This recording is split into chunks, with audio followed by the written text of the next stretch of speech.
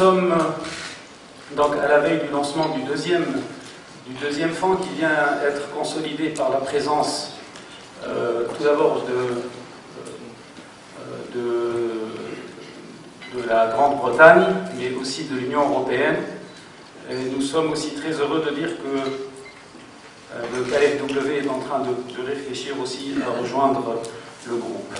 Nous avons aujourd'hui d'ores et déjà une petite expérience avec un montant qui n'a pas été modeste, mais qui a permis à des missions de se faire, à avoir des experts qui sont venus en Tunisie pour nous aider sur la problématique des finances publiques. Aujourd'hui, je souhaiterais de nouveau dire devant cette assistance de spécialistes que la détermination du gouvernement tunisien actuellement pour les réformes va être, je pense, consolidée et va être annoncée lors du discours du 14 janvier du chef du gouvernement. Aujourd'hui, nous sommes tous conscients que nous sommes dans une phase extrêmement délicate et que nous sommes face à une situation où des réformes de fonds devraient être lancées, des réformes de fonds qui sont intimement liées aux finances publiques, qui sont intimement liées au secteur financier tunisien, à la manière de l'économie, à la manière avec laquelle l'économie tunisienne est en train d'être financée. Beaucoup de projets. Vous l'avez aussi senti ces derniers temps, il y a un